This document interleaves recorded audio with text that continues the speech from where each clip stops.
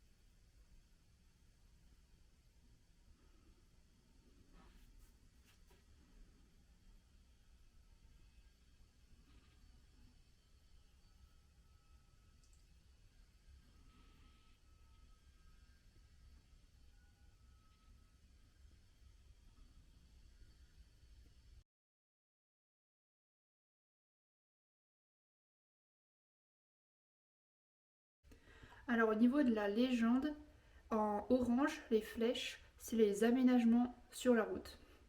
Et en jaune, c'est tout ce qui est parking et zone de stationnement. Alors tout d'abord, il y a les aménagements.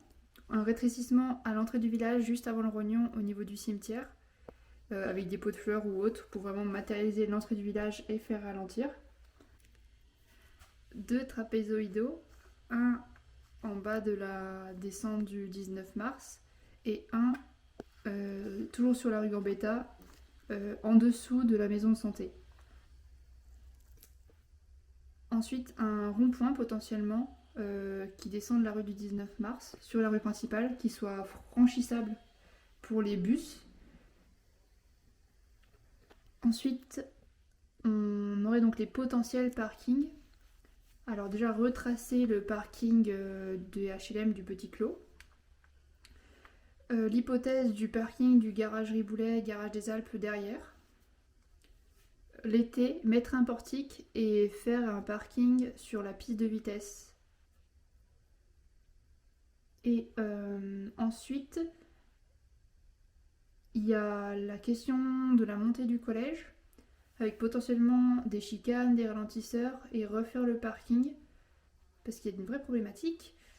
Il y avait la possibilité entre le croisement où il y a l'arbre sous le collège et la descente donc de la rue de la Salle des Fêtes, soit en sens unique dans le sens de la descente, avec un parking sur la droite. Là, il y a plus de 18 voitures qui peuvent être garées ici. Ensuite, au niveau de la signalisation, à l'entrée du village, bien indiquer un cheminant piéton, voire vélo sur les quais pour aller aux maisons suspendues. Bien indiquer le parking des HLM, indiquer aussi le parking de la piste de vitesse, plus faire des marquages au sol potentiellement sur la route 20 km/h, 30 km/h. Ajouter aussi un panneau itinéraire conseillé pour les camping-cars par le pont de Man pour éviter de leur traverser du village. Donc itinéraire camping-car conseillé.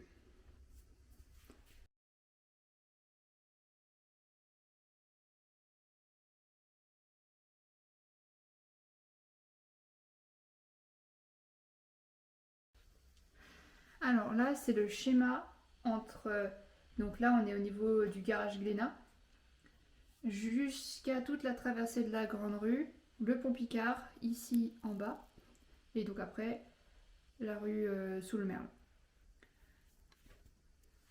On voit en haut là la continuité du potentiel sens unique de la rue de la Salle des Fêtes. Ensuite là c'est l'épingle de la Salle des Fêtes. Donc aussi faire un sens unique dans le sens de la descente avec un parking sur la gauche. Ici. Ensuite au niveau de Glénat, créer un parking avec sur le dessus potentiellement autre chose, espace de coworking, espace pour les associations entre autres.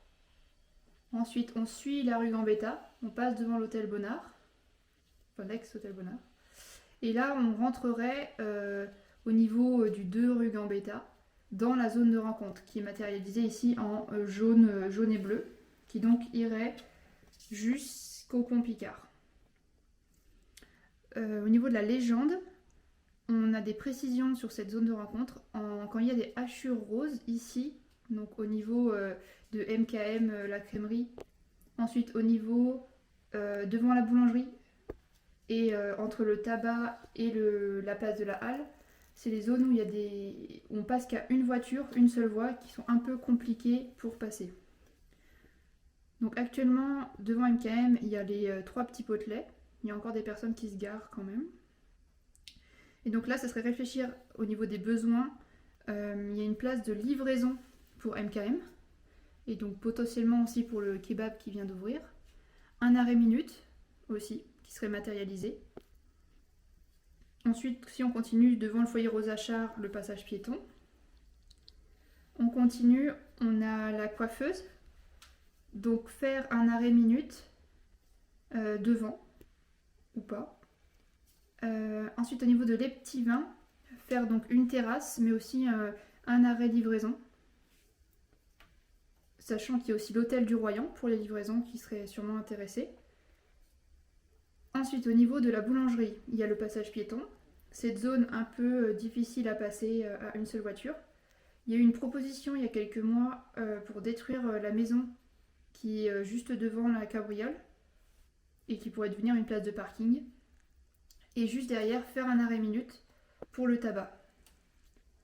Devant le tabac, faire un arrêt livraison. Ensuite, on continue. Refaire le passage piéton de chaque côté de la place de la Halle, devant Pizzaël et devant la petite rue piétonne.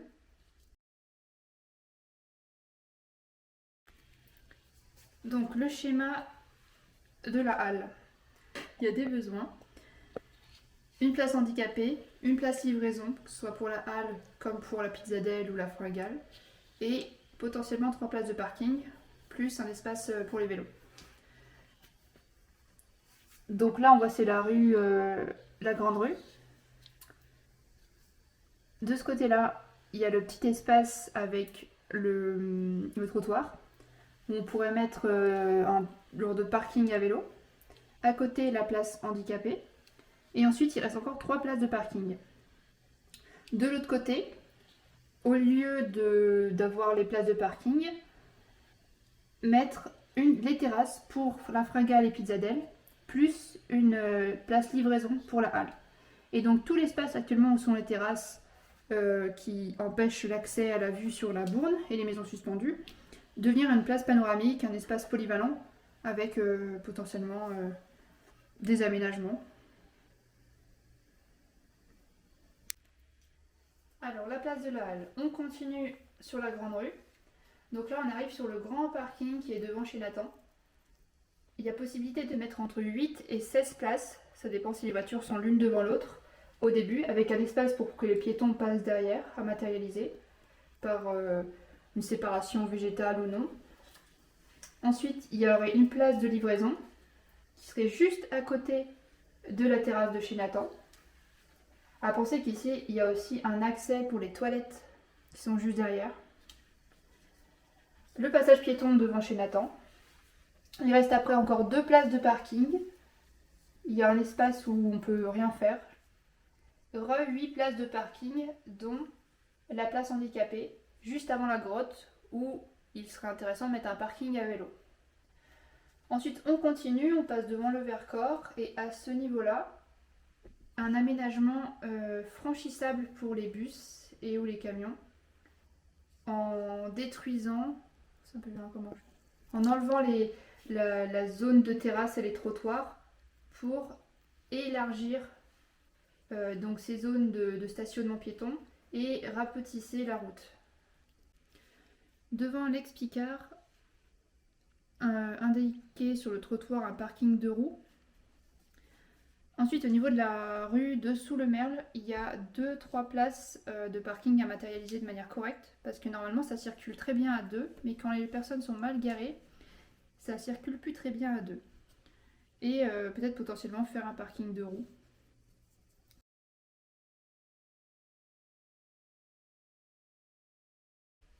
Alors maintenant, on va voir tout ce qui touche à la rue principale et autour.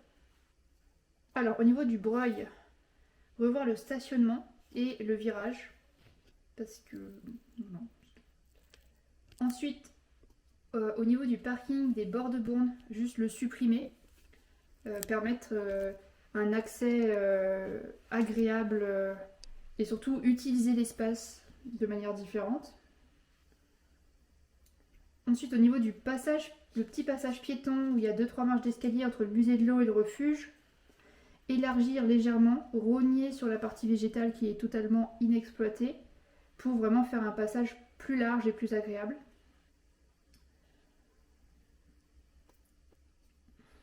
Au niveau du parking devant la mairie, là où il y a le marché, interdire de se garer au pied de l'escalier, le matérialiser physiquement.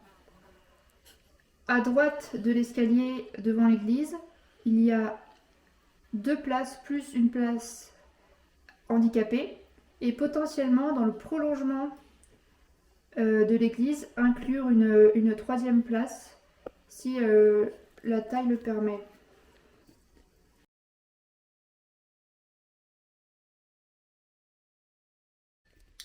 Au niveau de la signalétique du pont Picard, bien indiqué avec une banderole ou autre le parking sans place. Au niveau de l'entrée de la Drôme et au niveau de la clôture EDF aussi. Et marqué au sol le parking sans place. Pour les habitants du Merle, quand on descend au sud direction Sainte-Eulalie, au niveau des Molocs, il y a un espace vert qui pourrait être utilisé pour garer quelques voitures. Il suffirait de pas faire un parking goudronné, mais faire un parking où l'eau percole. parking vert. Ensuite, au niveau des possibilités pour réfléchir à l'aménagement du parking, on a soumis l'hypothèse qui était plutôt accueillie avec enthousiasme de faire une enquête publique sur le stationnement. Donc, aller voir tout le monde et demander combien ils ont de voitures à Pont-en-Royan pour les habitants. Et en parallèle, faire une sensibilité à la mobilité douce pour se déplacer dans le village à pied ou à vélo. Concernant cette enquête publique, ce qui va être aussi intéressant, c'est de compter actuellement combien il y a de places de parking pour les habitants et combien il y a de places de parking avec ce projet global qui englobe Pont-en-Royan.